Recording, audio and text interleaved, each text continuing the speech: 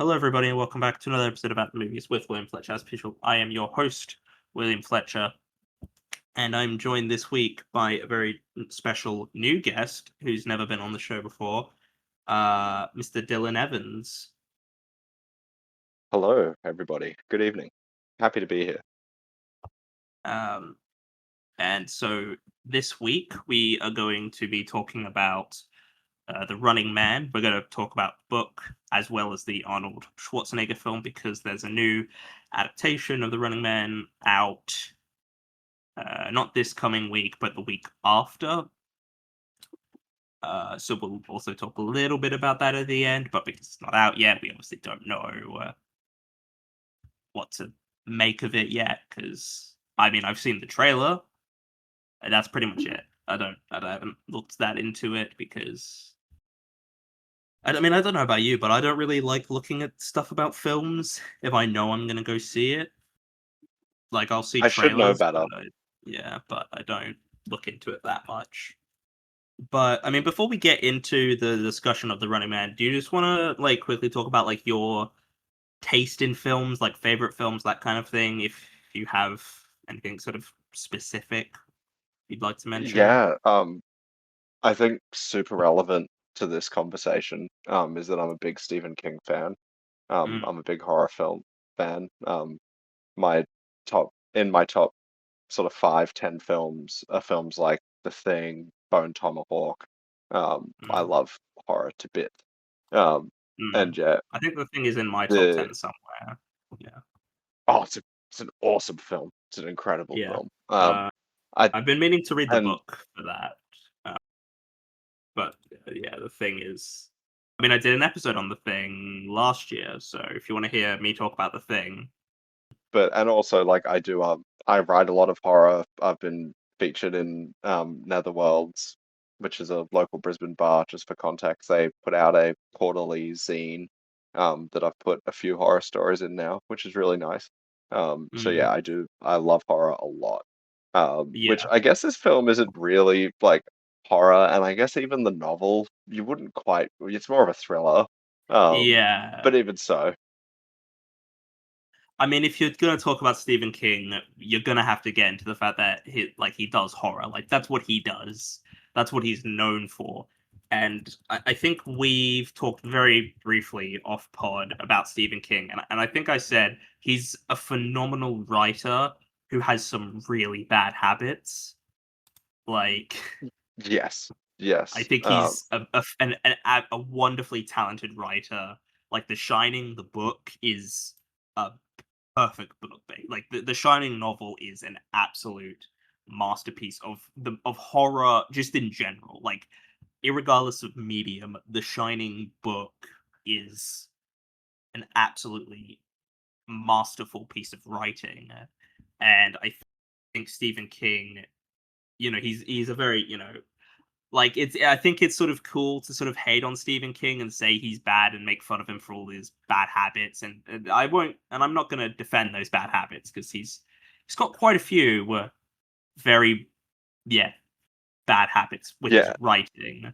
Um, but like a lot of them, like if just looking at like his when he was writing, I mean, he did for a very long period was an alcoholic and a cocaine user, and some of his books you can clearly tell he was on something when he was writing them. Like there's no like if you read, I mean, it is sort of a go-to example of like he was clearly off his fucking face making those. Like he was clearly not in a normal headspace when he was writing that book.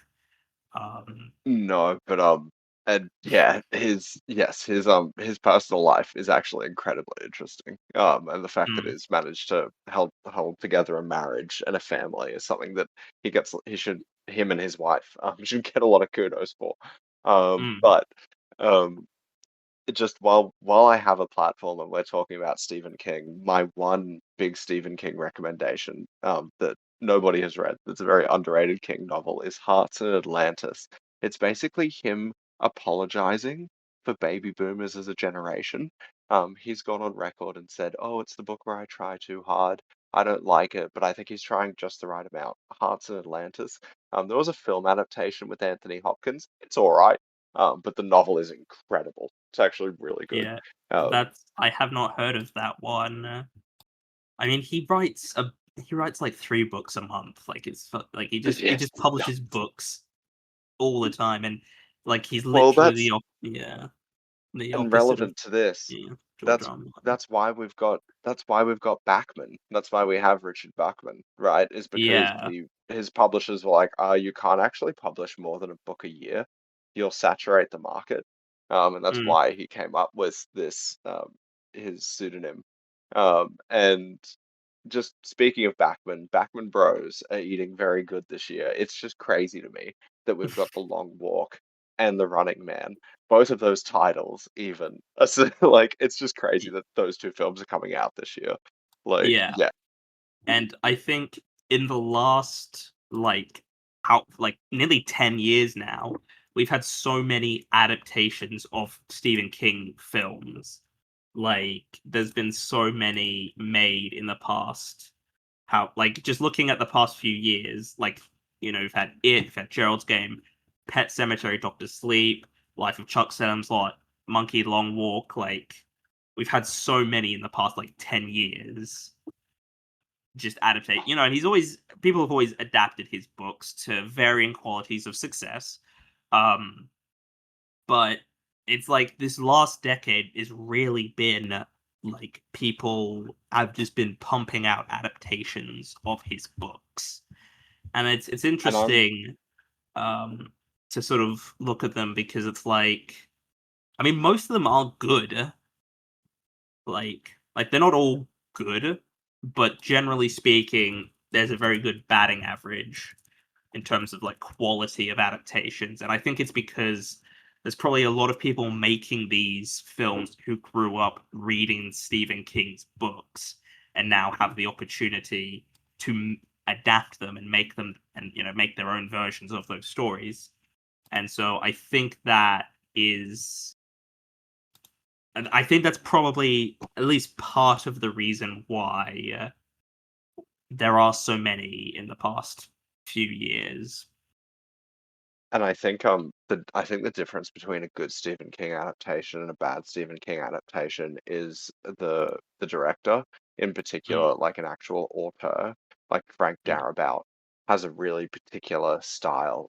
Who did Shawshank Redemption, Green. Did he do Green Mile as well? I know that He did do yeah, he did The Green Mile yeah, and The Mist, The Mist, right? which the black and white cut is incredible. That's another secret tip that I'm gonna point Yeah. everyone to is to watch I've the black and never white cut of The I've Mist. seen Green Mile and Shawshank. I've never seen The Mist, but I know the ending, and it's one of the most horrific sounding endings I've like ever heard of in any film. Like it's Do yourself a favor, don't even watch it in color. Just watch the black and white cut when you do sit down to watch it. It's how Darabont wanted to do it. Definitely okay. just watch the black and white cut. But Mm, what's wonderful, we are so blessed that we have Mike Flanagan sort of taking over as mm, the Frank Darabont for Zoomers and like our generation, because yeah.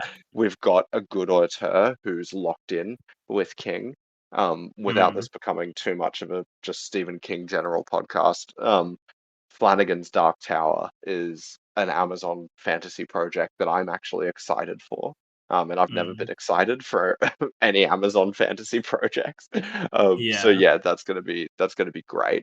And yeah, Flanagan Mm, in general, he doesn't mm. miss. He straight up doesn't miss. Like I I like some of think his films yeah. more than others, but Yeah, he's I pretty think he consistent. gets Stephen King, and he gets what you need to do to like adapt the work properly, like and sort of cut out the sort of the chaff, and sort of just keep the stuff that works.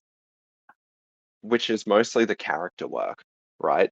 Which Mm, is we can circle really well back around into the Running Man because that's probably mm, one of the biggest differences between mm, the film and the novel, is the protagonist and his character yes. and how Mm. he is and why it's a big reason I think why Stephen King did not like this movie. Not that we should frame our discussion with that, but Oh, he didn't like it. yes. I mean, to be honest, I'm not that surprised. I mean, Stephen King famously, hates The Shining. For fairly valid reasons, to be honest. I'm not a big fan of that film adaptation. But I think it's weird because I think generally speaking, King more often than not, he's quite happy with the adaptations of his work.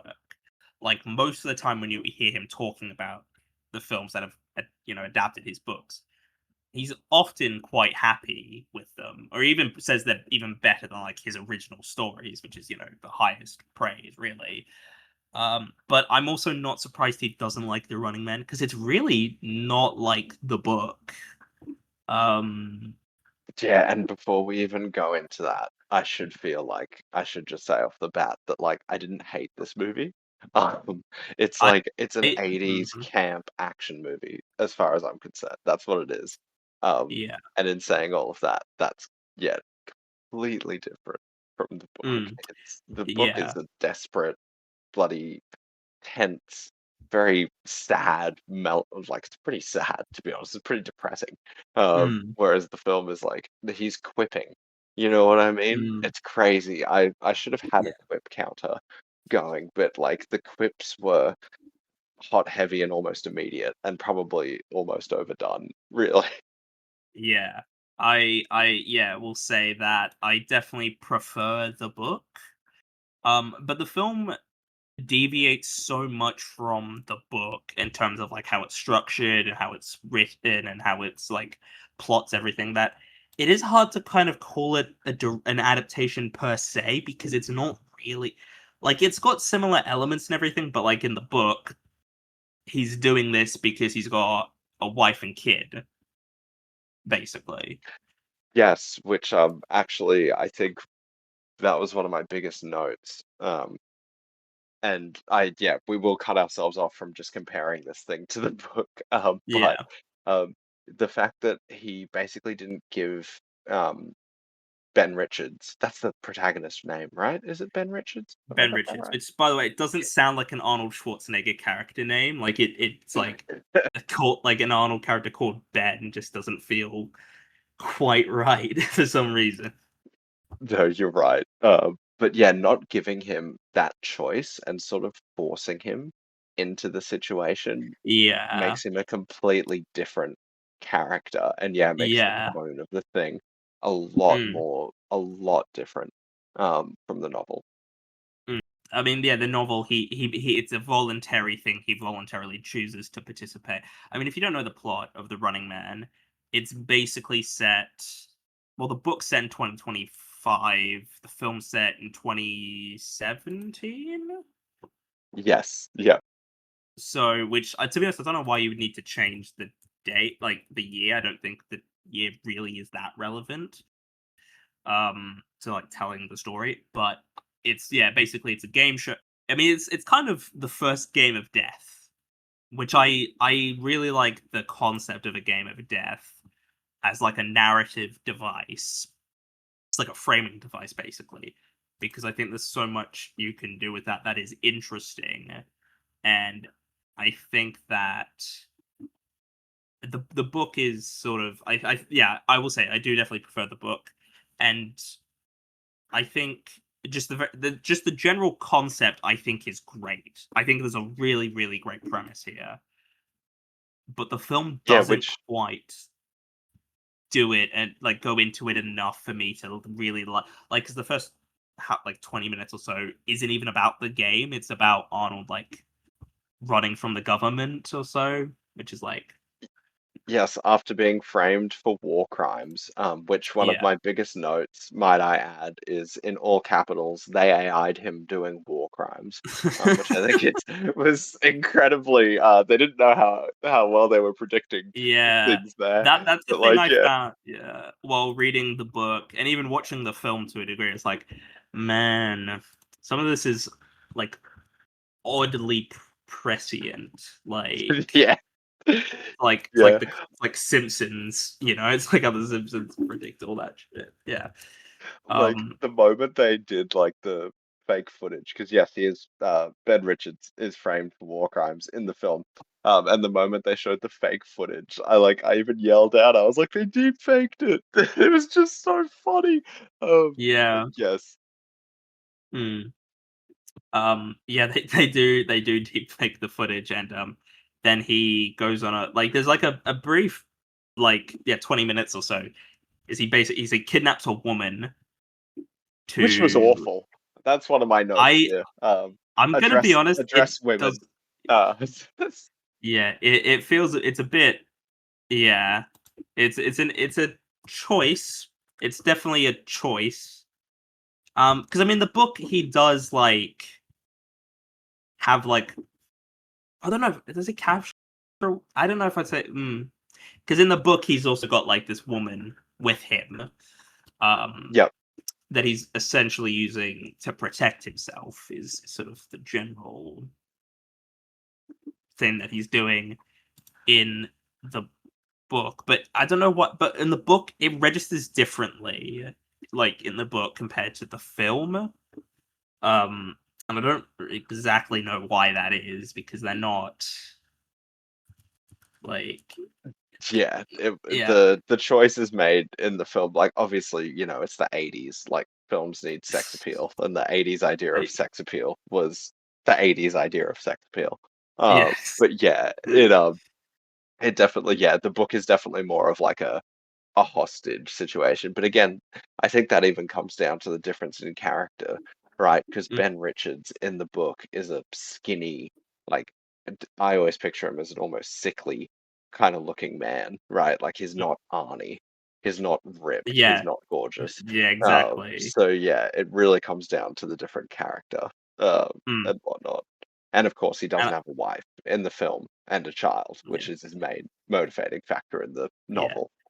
and I think that gives it something different in that in the book because it's sort of like you obviously you have I don't know. I think the way the book is written is I don't know if I like it's sort of it's interesting because I don't think Ben Richards is a massively likable character in the book, but I also don't know if he's necessarily like supposed to be. Whereas the film, arguably, he is framed as more likable because he's like framed for something he didn't do. But then he also does some bad. He's also like a very questionable moral, like morally character, like questionably moral in the film. So it doesn't quite register as the same. Whereas the book, it does portray him as a. I mean, I'm gonna mention this because it's just I just gonna have to. Um, there's a lot of things in books, certainly older books from like the 70s and 80s, where some of the writing is just like, what is the like one thing that happens in a lot of books for some reason, certainly like older books rather, is they just drop the N word in there, like just very Yeah. casually, and it's like, huh, I don't. And this isn't even like a book where like you could even vaguely like justify it. Like you're not telling a film about like It's this not isn't To a Kill a book about like Mockingbird. yeah, Yeah. exactly, or it's not set in when slavery was a thing, or anything. Like it's nothing like that. It's set in 2025 and there's like no black people in the fit in like the story really, so there's not even like a not that that would make it okay, but it's like it's just this weird thing of like I don't know why, and again it's always like white authors who did it as well, which is like strangest thing to me. Oh But yeah, it's and like like how Tarantino drops the N word in all his scripts because he's like, well, that's what this character would say, and I'm like, yeah, but you wrote the character that way, so it's but it's a yeah. Um but it but it's very jarring to read that. Like even in The Shining, which is a great book, they do just drop that word, and I'm like, okay, this is not like it's very questionable as like a yeah, writing choice. although the Shining context is interesting as well. We could talk about Mm. that, but one in talking about the character of Richards and everything like that. Anyway, yeah, so Ben Richards in the film, he gets captured, he gets put into this game, The Running Man, which, like as I said earlier, I think is a fantastic premise and is like not too far from like what could theoretically happen. Like it's very depressing watching films that were made 30 years ago predicting the future, and then the things they actually do like predict is like, oh, that's not too far away from the reality we are facing now, Look, which all I'll is say is that I could see the Mr. Beast video title. I put Arnold Schwarzenegger in the Running Man maze for 1,000 hours. You know what I mean? yeah, Like it's not, yeah, yeah, but exactly, that's and the what I was yeah, gonna say before though. Just in talking about the game, because yes, you're right. The sort of battle royale-esque, which did come out after this. mm, But any sort of like death match is interesting. And I think the big difference between the novel and the film is that the death match in the film is very gladiatorial in nature. yeah, It's almost a coliseum setting, whereas the yeah, novel is much more of a hunt. It's much more yeah. personal. It It's more sprawls like across a greater yeah, it's more like distance. most It's dangerous a game type chase. thing. Yeah, like most dangerous game Yes. or that Yeah. kind of thing, yeah. Which I prefer, honestly. I think just having them fight in like gladiator style, that's kind of not that interesting to me. I kind of like the idea of he's on the run from, Hence you that know, he is a running man. yeah, Indeed, he did not exactly. do that much running for a running man, No, it Arnie. does not. There's not much running in the film, and like the upcoming Edgar Wright film does seem to be very much a more faithful adaptation of that book. Where he is on the run, and I do prefer that because I think it's more interesting, seeing as opposed to they just sort of fight in like not an octagon but in like an arena. But I think yeah, him yeah, running and being chased and everything, I think that works better because also that gives you more opportunities to do interesting things. Like you get like one a thing I really like in films and the storytelling in general is like characters problem solving. Like they get put in a situation like, okay, how do I fix this situation, or how do I get out of this bad situation I'm in? Like that's the kind of thing I like, and I think that's what the book does very well. Is seeing how does he get out of the situations that he's in the book.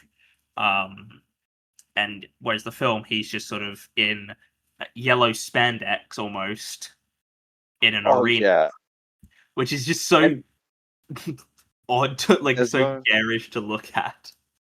yeah, the aesthetics, some of the aesthetic choices were very unique to the time, but that's a really good point though, is that the the whole all of the problem solving was done with violence, right, in the film. Yeah. Like Ben Richards' like character, say for the his love interest arc where she was editing film and doing all of that sort of investigative subplot. Um, Mm, Richards himself was basically going through a series of boss fights. It was the best way that mm, I put it, like a series of mini bosses throughout yeah. and in fact the gamified element of it was really worth noting because each of the sort of antagonists that he comes across, you notice that there's an escalation of movement.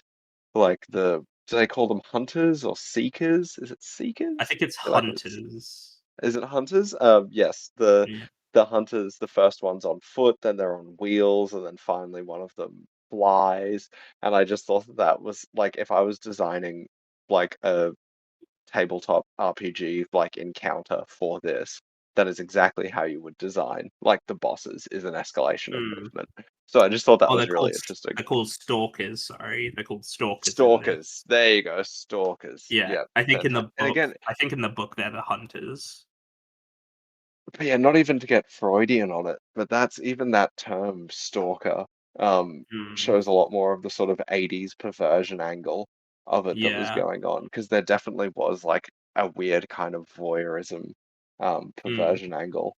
But before we get to bigger picture stuff, keep going through the plot because I've got a couple more things to say. But yes, cool. yeah. So then, yeah, he's put in, and like two of his mates who we've sort of met earlier on, they've been captured as well.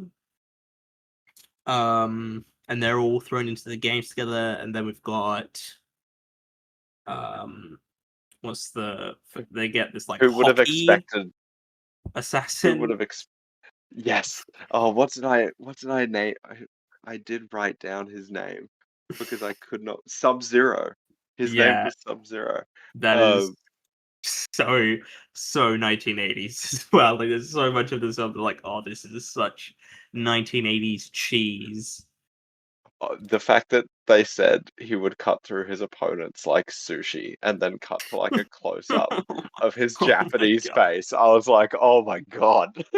I Yeah, did laugh out loud. I was like, "Wow, this is I was ridiculous." like, "Wow, this really is, this is a thing of yeah, a product of the '80s." Um, and I mean, it's so yeah, I mean, just every other line Arnold has is a pun. Like, they're all puns of, like it's just, like, really bizarre because like, every line of dialogue he has almost is a pun, and it just And doesn't even work for some reason. It doesn't. Well, even when they put him in the pod originally, he looks at the TV producer Killigan and he says, "I'll be back." And I was like, "Wait, this is after Terminator." Yeah, And this I is after think they Terminator, were yeah. they were doing a hecking, like, Reddit tier, like, self-referential moment in the '80s, you know what I mean? Yeah, And I was like, "Wow, this is almost ahead of its time." Like, yeah, yeah, I couldn't believe it was cringy in, like, a yeah, modern way. I really couldn't believe that line because yeah, the yeah. crypts were not good. Were not good, but yes, there Yeah. was the I mean, they're Iceman not on yeah, foot. they're not great, but I do also kind of just appreciate them as silly 1980s, like, it's like, "Oh, look how quaint the '80s were." Like, every other line is a pun of some description, and it's of varying levels of quality, like, some of them are very, very just poorly done, You're whereas, right, like, though, it is almost quaint. It is almost quaint, and yeah, if it wasn't for the fact that I guess I'm just gonna rip the Band-Aid off on this because this is one of my big sort of takes on this movie, is that this movie is about how exploitative violence is wrong, right? And how mm, we as an audience shouldn't be watching, like, men kill each other, and it is mm. solved by violence that is not, like, deemed tragic in any way. In fact, the Yeah. violence for this man to get out of this situation is funny and Yeah, it's comical played as a and yeah, it's played as a fun-filled. joke. It's like, did you read the novel? Like, this is why I couldn't give it Yeah. more than 2.5 stars, like, because it's just like, bro, if you're trying to make me believe that, like, gratuitous violence is bad while Arnie is, like, running around, like Yeah. he hit at least 2 people in the genitals, or is it just 1 genital hit that we get There's throughout one this thing? that there's the guy with the chainsaw, which he sends up his Oh, yes. genitals, which Yes, is that's just right. yeah, and then then he's asked like, "Oh, what happened to Buzzford?" He's like, "Oh, he had to split." This is just it's the worst. It's such a dumb line, but that's just what Arnold's career was just being in cheesy action movies from the '80s and just throwing it out quips like it was nothing. It's insane. There is there's a really uncomfortable bit near the end where this guy tries to put it mildly assault the female lead in the film, which is just really unnecessary and comes out of nowhere too. Like, it's really Oh, bizarrely completely done. unnecessary. And Completely it's like unnecessary. that's how I feel when I see those I feel like those like how there's like kids nowadays feel like there's too many sex scenes in movies now. Like, that's how I feel when like those kinds of scenes pop up. I'm like, don't need this, guys. Really don't need this at all. It's like it doesn't because it's a very like sensitive topic, and I don't I'm not say I don't want to say that like it can't ever be done in a film and it shouldn't be something that gets explored in films because I don't think anything should be off limits in terms of storytelling. But Oh, like yeah, but to there's play a it, like, way almost to for laughs is not yeah, the no, way to exactly. do it, and There's like yeah, a and way to Maria do it. Yeah. Maria And I was her name, by the way. I had to double check my oh notes, but yeah. yes, it was Maria, Um and, yeah. what was his name? The Shocker guy? Oh yeah, the shock. Yeah. It wasn't Uh, Discharge, was it? Because that would also be an awful part. oh, that's such. Oh my god, man, that's such an dynamo. That doesn't even make any sense. That's not even Oh, close it to like does a sort of make sense. Oh wait, no, it doesn't. I'm sorry, no, I'm yeah, know nothing he about because he has machines. like electrical stuff, but he's named after that doesn't make that's so weird. Um. Anyway, yeah, it's such a weird element to add in because it doesn't. It's not like if you're gonna do that in a film, like I feel like that kind of should be the film, like or at least part of the film. Like it should be you can't just drop it in there and then not acknowledge it. Like you can't do that. Like that's not Well, no, what it's you the 80s, do. so But Maria it's can have, basically two assaulting experiences throughout that film. Like Arnie doesn't yeah. like straight up assault her, but his actions are completely I mean, like off he's base. basically. And I mean, like, he threatens to kill her if she runs away when they're at the airport. yes, Like yeah. so. So, Um, but she can go through all that, and we don't have any time in the 80s yeah. in this action movie to Well, address how that yeah, affects her character. yeah. We just gotta keep trundling on with our quips and our action scenes, and Yeah. Well, the yes, thing is, w- because it's the 80s, you didn't have to actually think about the women as characters. They're just like set dressing. Like that's which yeah, is, like and I'm saying that as a joke, but it also is kind of true. Like the like female characters like certainly in action films aren't really characters. They're just there for the sake of, a love and interest like or yeah, whatever. obviously there's obvious exceptions like Ripley, my Yeah, beloved. yes. There's But yeah, obviously yeah, exceptions, but I think overwhelmingly, like, and that's like, it's interesting, yeah, because then by the end of the film, her and Arnold get together, and I'm like, excuse me, yeah, we've yeah, missed something here. There's meant to be another thing that's gonna happen. And it just there's nothing there, and it's so weird. I really hate it when films do that, where like the two main characters they just get together for no reason. I'm like, what are you talking about? Like one of the most prime examples I can think of, and this is a film I really really like. I think it's a great film, but The Breakfast Club, the ending doesn't work at all. Like it does not work yeah. because I was watching that entire film and I was like, "Oh, this is cool." Like, yeah, they're high school students and they're gonna be friends. And then the Bender and I cannot remember any of the other characters' names, but he gets with Molly Ringwald's character even after he'd been, a, b- no, not very nice to her and even assaulted her, which is just so 1980s, by the way. Like, it's such a 1980s moment when he does that. It's And like, like this is they and even for the Running Man, like you just need a love interest, and like it it again shows that the whole tone of the film is yeah. completely off key.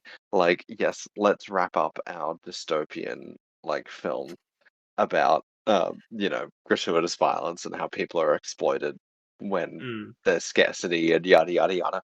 It's fine. It's a happy ending. They got the Yeah, guy. They put him in the pod, and he blew up. Not to yeah, spoil it, and but yes, yeah, and then the TV Arnold producer has is put in the pod.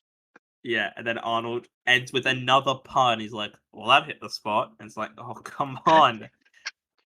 It's Every even line, good. It it's wasn't no, it's even not even good. go. It's so bad, but it's just yeah, it's such a bad line. But it's like, but this was what films were in the 80s. Like we've come a long way since then in terms of how we make films now. Um, and it's just yeah, it's say. I until very recently, I never covered an Arnold Schwarzenegger film, and then I did the Predator films, and he's in the first one. Um, and the sort of thing I came We down to have is to I talk don't. about Predator 2 off pod because that's actually one of my favorite movies. I really love Predator 2. It's such a good film. Excellent. I really love Uh, that movie. and I think what me and my guest when we talked about Predator was we basically said Arnold. He's not a very good actor, but he's a great movie star, and that's kind of what you need sometimes. Is like you just need a good movie star. Um, Yeah. But even for Predator, I think he's better off playing a quiet character. Like whoever Mm, wrote the script for this and was like, "Yep, we're gonna put Arnold in the forefront as like the actor, like doing all of the like emotional beats on mm, Arnold," made an awful mistake because like yeah. no hatred to him. I do genuinely like him, but like he is the worst actor in this film. Like everyone else puts on a better performance and it like shows. You know what I mean? Mm, Like it really yeah. does hit I the I if think his the acting was a little bit yeah. better, I would have given this like 3 out of 5 stars, but I've still Yeah, hit it yeah. at just 2 because I like I it's think just the it yeah. ugh. I think that's the thing you notice with Arnold is when you pair him alongside, like, actors, he doesn't seem as good, but when you pair him alongside, like, other just, like, big movie stars, he works a lot better because that's what he is as an actor, and that's fine, and I've got no problem with that, and I think he's a very, very good movie star, like, he's one of those just inherently charismatic presences in films, which is great, but this is a more character-driven story than Well, some it of his should other be. films. Well, yes, it should be more character driven, and I think that's why he doesn't quite. But also, he's huge. Like he's too like because he doesn't buy him as like an underdog. Because in the book, he's like Ben Richards is a bit of an underdog as a character. You know, he's not the most physically fit, strong guy in that story. But in this, it's Mr. Olympia Arnold Schwarzenegger leading the film, as your protagonist. So it's just this weird thing of like, yeah, it doesn't quite work purely because well also because it's Arnold and they're not gonna kill Arnold at the end. You know that's not gonna happen. You know he's not gonna die because he's Arnold, you know what I mean? So it's just this weird thing where he's too he's too big of a star to make this film properly work. Like that's the thing, really. He's too Yeah. big of a star, and obviously, I fully understand they probably put him in this so they could sell it because he was like the biggest actor in the world. And I don't blame them for doing. At the end of the day, making movies, it like you do want to make money when you release a movie. It's not cheap to make movies, and you need to make that money back. So I get from like a business perspective why they would do that. It just doesn't. It just means that the film itself doesn't quite work because he's not an actor. He's a movie star. I mean, apart from, yeah, him going through his series of mini bosses and then the raid on the TV station, which definitely had a very interesting, dare I say, even bold for the late 80s, communist flair to the Mm, revolutionaries. I did like their hats and their long hair and everything like yeah. that. They did have a certain, yeah, Mm, paramilitary look to them. Um, yeah. but yeah, apart from all that, that's pretty much the film, right? Like it Yeah, this really is is just there's really Arnie goes not much. through. Yeah, there's not really much to the plot. It's just Arnold fights various bad guys. Also, I do want to mention actually, I've got Jesse Ventura in there as Yes. another governor, like two governors in this film, which is interesting. And it's interesting and it's just weird that there's been two actors in this film who are governors. Like I just think it's such an interesting choice, really. But I mean, again, Jesse Ventura, he was in a similar sort of like. Well, I don't want to say he was like the same kind of. He was like Arnold, but he was like a big muscle guy. So you might as Yeah, no, I think that's it's what not an I've, unfair comparison. yeah. But yeah, I his mean, it's character was actually really his character was one of the more interesting parts of mm, the film, to be frankly honest. I kind of liked that he was like, I don't want to wear this fancy equipment. I want to beat this man to death with my yeah, bare hands. yeah. I was There like, was oh, he's getting back to basics. yeah, there was that moment where he walks out with like this. outfit on, and I'm like, man, that looks so shit. But then it's like, oh, that's the kind of the point. It's not meant to be good, and I'm like, okay, that works. Because I was like, we're not meant to actually try and take this like seriously, are we? And think this is like, and like, because it looks so fake and just shit. Um, Even speaking of things looking fake, the little cart that they had that was clearly just a golf buggy that they had put like bits of card, like painted plasticard on or whatever. The second mini boss, I've just called him Wheels. I don't think that was his actual name. But the one that was driving around. Or was it the yeah. flamethrower guy that was driving around? I can't remember. They almost had all of the elements in there. They Mm, had ice and fire and yada yada. But yeah. yes, the little cart. Oh God, it looked awful. Looked so bad. Just put some wash on it. Give it a bit of dirt. Mm, It looked too clean. yeah. In fact, all the props looked too clean. In Yeah, this it film, there doesn't. was It's not quite. no for Yeah, a dystopian. It wasn't dirty enough. You know yeah. what I There's mean? no sort of grime or dirt or like. This doesn't seem like this is a dystopian future, and it's not really looking like that, which is kind of a problem because it creates a disconnect because In I'm saying all gonna. that, though, the TV set did look amazing. The studio Mm, set looked very good yeah. and was a very good set. Mm, Which leads me to one of my other notes was that one of my favorite movies is The Truman Show, right? oh, And there was sort of, did this show, no pun intended, but did this show run so The Truman Show could walk? Because like there were kind of those like cuts from everybody watching the show, like audience perspectives and like even the mm, gambling pool and stuff really yeah. reminded me of the Truman Show. Mm, And it was a bit of a weird mm, thing, but it's just a weird parallel that yeah. I noticed. Um, And even the yeah. cuts from the studio cameras to the TVs, like out in the world and things like that. It Mm, was, yeah, very Truman Show-esque. mm. I'm just looking here. Truman Show is my seventh favorite film, so Oh, let's um, go. Yeah, it's a I great I film. It's a I I've great also done film. an episode on the Truman Show as well. So if but yeah, Truman Show is a great film. One of the bits I knew about this film before I watched it is that bit where Arnold he like rips the camera off the wall and he like speaks into it, and he's like, you know, Yes. it just. And I mean, I'll probably drop a clip in here. You cold-blooded bastard. I'll tell you what I think of it. I live to see you eat that contract. But I hope you leave enough room for my fist because I'm going to ram it into your stomach and break your goddamn spine! Ah! It's like it's an iconic moment, and it's like I don't we kind of from my memory of the book, 'cause I did finish reading the book today, but some of it I'd read like a while ago, so I didn't like remember it. But there are bits where he's like talking to the like free V or the camera, Yes. Yes. um, and they seem to be doing that in this upcoming adaptation. But I thought that was a decent moment.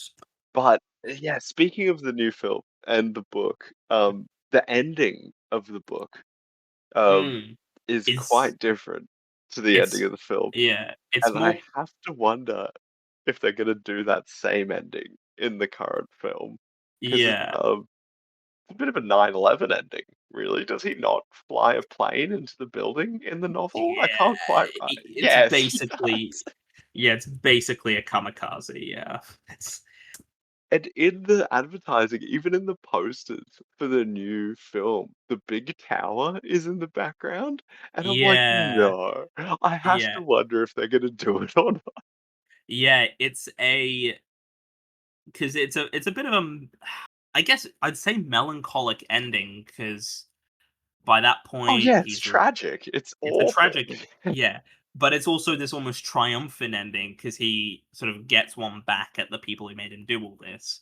But also, it's because he's got nothing else to lose at that point in the story. So he decides, I'm just gonna, fly a plane into a building, which the film doesn't do because killing Arnold in an 80s action film never do that. Like that's been And the thing is, crazy. too, they made him a pilot at the start. Like, he does Mm. have experience as a Yeah, pilot in the film. And I he I is. realized Yeah, I thought I had watched this film, but I hadn't. So I was like, "Oh, I wonder if they will do the ending because they've established that he's a pilot, that he can fly." mm. And no, they did not. He put the TV producer in a pod, and fired him into a wall, which really Yeah, sort of sums up the difference between the film and the novel yeah. quite well, is the ending. Yeah, it's yeah, because in the film it's just this fun, like upbeat, the bad guy gets what he deserves, and in the film it's this really, yeah, quite tragic ending. But I'm reading here they have apparently changed the ending for the film, which Stephen King has Oh, approved. So they obviously ran it by Stephen King. feel right. Yeah, and that's basically what they said. And apparently, I'm just reading here, they never even considered doing it for the film because of the 9/11 connotations. And I'm like, I mean, fair enough. You don't really want to.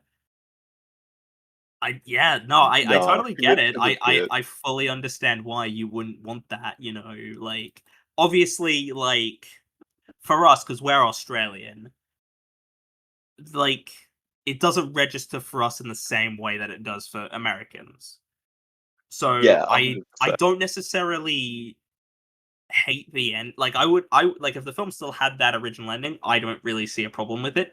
But I very much get like why a studio and the writers would be like, we don't want to do that for this because of real life event. I like so I totally get Well, that, and I'm not gonna yeah, say it because maybe they've come up with a really great ending that works. That's the thing. Like I don't know if I've said this on pod, but I've definitely said it off pod. I'm very much I don't mind when films when they're adapting books they make changes to the source material because you can't adapt one to one a book to a film. There's like they're different mediums, so I fully expect changes to be made.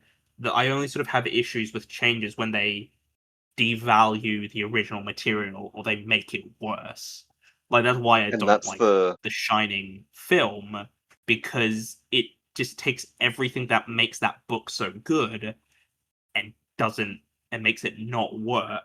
And I will say I think part of that is down to the fact that Stanley Kubrick directed the film and as far as I understand of Kubrick, he didn't really seem to understand what human emotions were and he was not yeah, and again, a normal person. He was not a typical person who understood like human emotions. And I'm saying this as a fan of Kubrick. This is not a dig at Kubrick. I think Kubrick is arguably the greatest filmmaker of all time. But The Shining requires a human touch to make that story work that Kubrick didn't have. which kind of ties really nicely into the difference between the novel and the film, and what I hope the right film addresses Yeah. is characterization, right? It's Mm. why The Shining wasn't good because the characterization, like in the film, um, Mr. Torrance is having a completely different in the novel. Sorry, Mr. Torrance's like descent into madness is so much more like real and fleshed out and like Mm. done through That's character yeah. work. And the biggest issue I have with The Shining is it's horrendously miscast. Like Jack Nicholson, one of the greatest actors of all time, he doesn't work as that character because he seems insane from the beginning. Like that's the problem with that film is he's already insane. And that's not the point of that story. It's meant to be like a normal guy who gets corrupted and becomes evil. Like, Yeah, but and again, same thing with Arnie in this. The character work is just exactly way that's the off. problem. Is it's fundamentally, I guess, misunderstanding of the material here because like he's not meant to be like he's just meant to be a regular Joe. He's just meant to be a normal guy who competes in this game to win money for his wife and kid. Like that's the whole thing of the book and why the book works is because he is just some guy. Like he's just some guy, and that first of all, that's more interesting to me to have a story about just a regular guy trying to do something difficult. Like, I think like there's something that just works better with that. But the Yeah, it's way the film is, it's like in it's a former. I don't know if he's like a former soldier, but he's like ex-military or what? Like he worked. Like he's is he military? Maybe he's military in the film. yeah, ex-Air Force or ex-military. But Yeah. Stephen King puts it really well in his writing book, which is called On Writing, A Memoir of the Craft. Good book. Anyone who wants to be a writer should read that book. I do He intend talks to read about it. Yeah. yeah, oh, it's good. But he talks about how ordinary people and extraordinary situations is Yeah. always more interesting than extraordinary people in extraordinary situations. And Mm, like, yeah, that's a yeah. fundamental. But just to go back to the endings, because I think that's the most important thing. Say what you will about the flying a plane into a building ending. That sort of shows like that damages structures of this system, right? This Mm, system that's, putting people through this wood chipper of live television. Whereas mm. the film ending, they just killed the producer. You know what I mean? Yeah. Like, and It the whole doesn't. film, they Yeah. talk about how, like, the attorney general's involved and the president, and there's this huge system that's making Mm, this happen. And, like, on the surface level, you are like, yay, he got the bad guy. And, like, it was yeah. funny when he got roller coasted to death, essentially. But, Yeah. it really, there was no weight to it, I Yeah. guess, It's. which could, uh, yeah. Mm, because at the end of the day, it's not quite. He's not in the film. He's not taking down the system.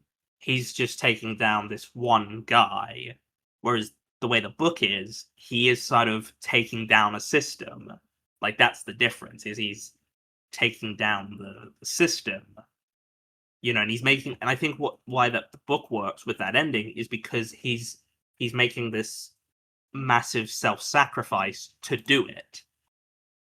He's going to his death and he knows he's going to his death, but before he does, he's gonna, like before he because he's at the point in the book he's about to die basically. Like he's close to dying.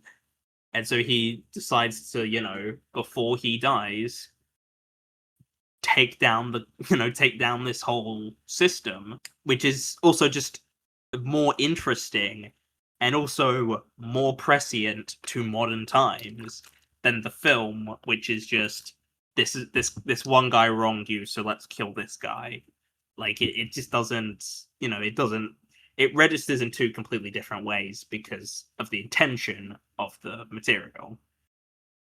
Yeah, and I guess like now that we've sort of talked about the endings and kind of gone through the plot, that is my big concern for the right film is that Mm, like when I think of this novel as a text and I think of Wright's like autorial style, like I don't see like I was watching all these boss fights the other night and I was like, wow, you could almost this is very Scott Pilgrim versus the World-esque. You know what I mean?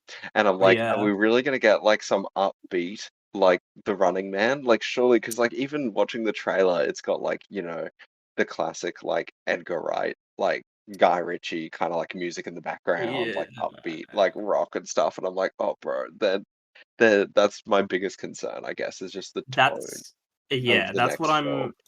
I'm yeah, because I'm a big fan of Edgar Wright as a filmmaker. I think he's great, Oh yeah, so am but I. So am I think that this isn't meant to be like a fun action upbeat film. This is, going to be a dystopian like hellscape these people live in, like so I hope that it doesn't it's not a comedy. I don't want it to be a comedy because I don't want because that just won't work because that'll go against the original source material as well, which is the problem is it's like I understand that like you might, want to make things maybe you don't want to make them like too dour and depressing, but like that's kind of the point. It's not meant to be an upbeat and like just the way and maybe this is just down to the trailer so they can like sell it.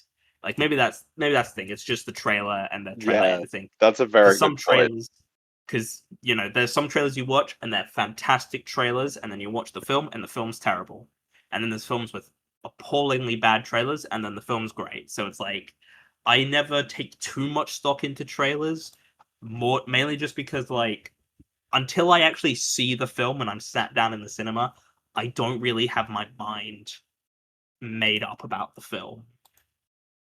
Like I've been burned too many times with good trailers for bad movies and bad trailers for good movies. Like so it's like, it's Yeah, both ways. So I think it'll depend. I'm just reading here. Like no place is listing it as like a comedy, which is good because it shouldn't that's be a good. comedy. Yeah, it should Um, not be a comedy. but yeah, it sort of says like thriller, sci-fi, action. To be honest, I'm not sure if I mean, I guess it kind of has to be an action film, just based purely on like what's going on in it. But I don't like it. Can't be too much of an action film. It should be sort of more of a. I mean, the term More of a thriller is thriller. Like, yeah. yeah, and I mean, I personally I don't really like using that like as a genre, just because I don't really You think do it's like take great umbrage with thriller, which I appreciate. I see why. I see why. I like it's the problem is though there are films where I'm kind of like I have to kind of use it even if I don't want to because I'm like I don't know what else this is. I want to go through just a couple of final notes that I have written down here, Yeah, and sure. just quick No fire problem. these. One Yeah. of the posters in the background advertised a show called The Hate Boat. I don't know if you caught that. I don't know what the Hate Boat is, but I made a note of that because it was good set Let design. me look this Um, up. and when Dr. Chainsaw Man, or whatever his name was castrated, they actually made Mm, his scream go up an octave. I don't know if you caught that, but his scream went soprano as Arnie castrated him, which I thought mm, was very interesting sound design. They took time in that mm. one. Yeah, I'm just looking up the Running Man. There is a poster for the Hate Boat, which someone theorizes is like a dystopian version of the Love Boat, which was apparently a 1976 Oh, sitcom. yes. Yes. I forgot about the love boat. Oh, that makes sense. That's funny as That actually. that actually that does make it like this is the thing. I wish the film delved a bit more into the satire of what they're of this world. Like I think because at a certain point this is like a satire, um, but it doesn't Yes. really have enough material in it to be a satire, which is kind of the problem because that's kind of part of the point that it's Yeah, making. and I was even when I was watching, that was yeah, almost as a closing thought. I think that's a good. Let's leave our audience with a question almost.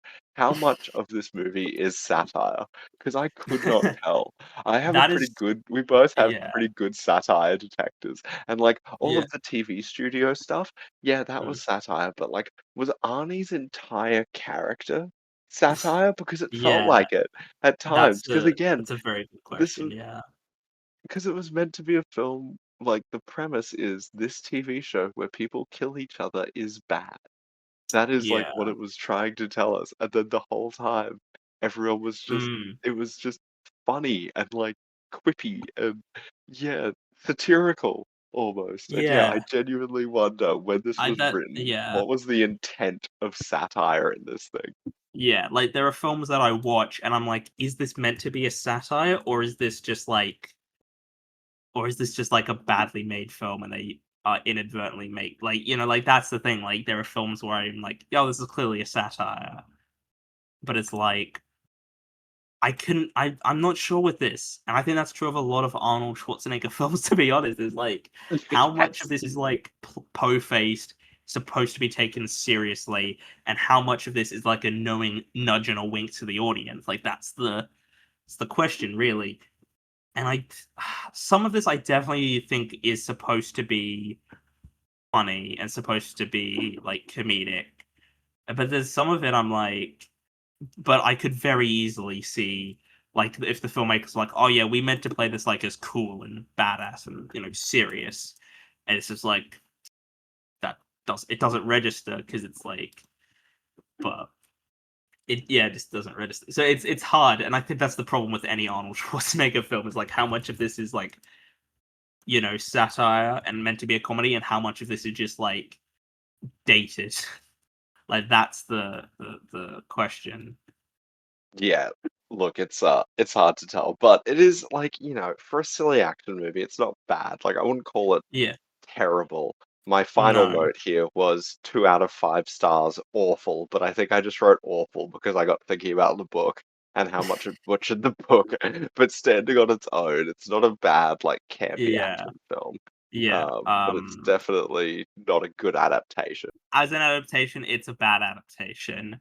But as a film, because typically when I watch film adaptations of books, I do try and watch them as their own thing when I can.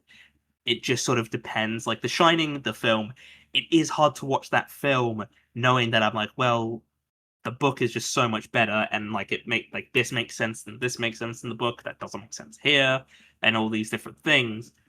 But I mean, I give this a very like sort of generous 6 out of 10. I mean, I'll say I don't really feel like I need to watch it. Like now that I've seen it, I'm like, okay, and that's kind of it. Like there are films that I watch where I don't really dislike them or have any major issues with them. I just don't feel like I need to see that again because it's like, well, I've seen it, can tick it off the list, and I just don't need to watch it. I mean, I don't watch films that I don't rewatch films that much in general because like there's too many films to do that really. Like I don't Oh rewatch yeah, stuff. no, this is like, yeah, things like, Alien from me gets a rewatch every year. Like Lord of the Rings gets a rewatch pretty often. But like, no, I'm not Man, lining up to rewatch The Running that's Man. That's for sure. rewatching Lord of the Rings is a tall. That's a lot. Extended editions once every two to Oh three years. Dead set. I watch those films like once every couple of years. I love them to bits. yeah, They no, they fill my soul with hope. I rewatched them recently, and I didn't rewatch the extended editions because I just didn't have time. I just found them on Netflix, I think, and I was like, I've got to watch these for this podcast because I did the Lord of the Rings episode, and I watched them, and I was just like, man, there's a reason I haven't watched these films in like 10 years, and I don't Oh I yeah, they're don't me. dis I don't dislike Lord of the Rings, but I'm like, yeah, I don't need to watch these again for a long, long time because they're just very long. Yeah, we're talking tying into the 2025 Running Man. I mean, I'm going in with fairly meh. Like I don't have particularly high expectations, but I also, generally speaking, don't when I go into a lot of films I see because I'm like, mm, I think what I've found is I feel like when I look at like what ratings I give films, I feel like I'm just sort of, and compared to other people, I feel like, oh, am I being too harsh? But then I look and I'm like, I give most films like a 7 out of 10. Like that's what most films are to me, which is like a very solid score. It's just I know lots of people who give like 9 out of 10s and 10 out of 10s to like all these films, and I just am like I very rarely feel that way with films. Certainly like new films. So it's this weird thing where I don't think I'm that harsh, but just comparatively to other people, I do seem more harsh because what someone will give like a 10 to, I'll say it's like a 7. Both good scores, but there's like a gap between those scores. And yeah, with the right film, I'm going in like with pretty just sort of medium expectations for it. Like, and I mean the Long Walk did pleasantly surprise me this year. Which I don't want to get into too much because we're cutting close. But the that was a very pleasant surprise. So I would like to be surprised by The Running Man because it could be a really good film. The source material's great. Every single Bachman book could be a great film. I need to watch Thinner, but yes. Yeah, I think I'm not the thing with Edgar Wright is I kind of feel like in a lot like more recently he's not as like I think the Cornetto trilogy, they're all great, and sort of everything after then has just been a bit like it's still good and I still enjoy it, but it's like we just haven't hit those height. And I mean I mean I do consider Shaun of the Dead and Hot Fuzz to be like two of my very very favorite films. so it's just like I do have high expectations. Like I do set high expectations for those for Edgar Wright films, but it's because I know he can make masterpiece films, and I just haven't had that with him in a long, long time. But I'm going in.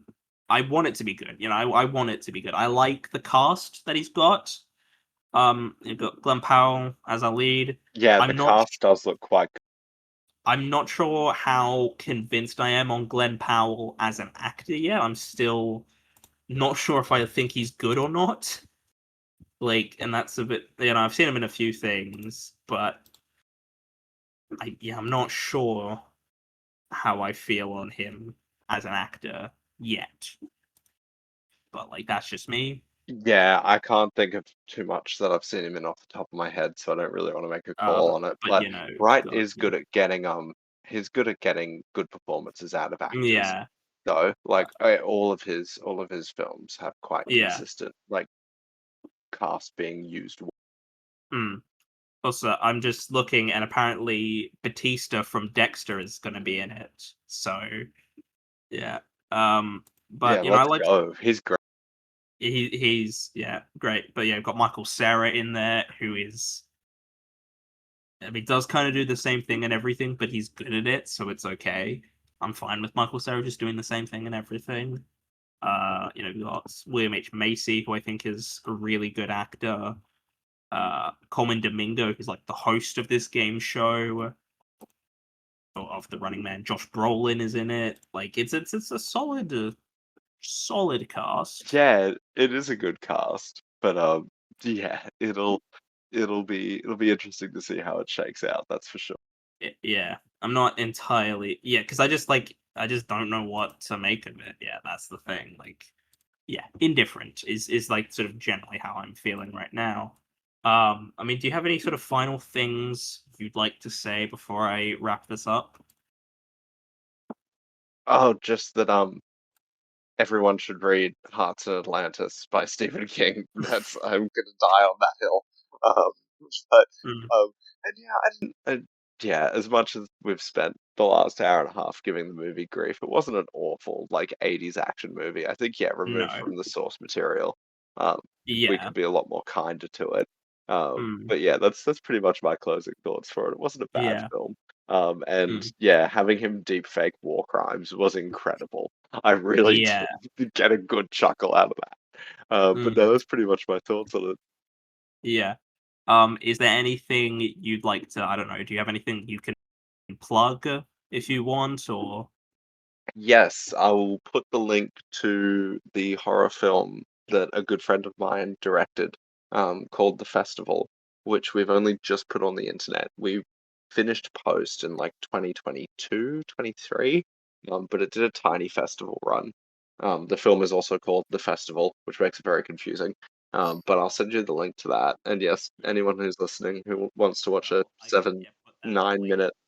Yeah, I'll put the link in the description for the episode. So if you want to go give it a watch, that's where you can watch it. You'll have the link. You don't have to go searching for it. I'm doing all the work for you. You just need to follow the link, and you can watch it. I've not. Yeah, I haven't seen it, so I don't know what. I don't even know what it is. So It's a Lovecraft adaptation. It's a little mm, like weird horror thing. yeah, But which is I fine am because you proud of don't it. need to pay. Yeah, you don't need to pay to to adapt Lovecraft. It's all public domain. So Yes, no, it's ripe for adaptation. And our director, Sage, did a fantastic job. And his mm, we're currently in pre-production for a cyberpunk sci-fi film, mm, called Anti-Mortem. So that's a plug for the future. But yes, mm, definitely check out the festival. yeah. Yeah. Thank you, Dylan, for joining me for this week. No, you're welcome. You're very welcome. I'm happy even when I'm fully teaching. I'll happily come on every 3 to 6 months, especially if it's anything Stephen King related. I'll yap about it. So that's fine. Yeah, I mean, yeah, and if you are ever interested in coming on again, the door will be open for that. Awesome. Thank you. But no, it's been a pleasure. Cheers. Yeah, yeah. Thank you all so much for listening. I hope you've enjoyed listening. and I'll see you all in the next one. Goodbye.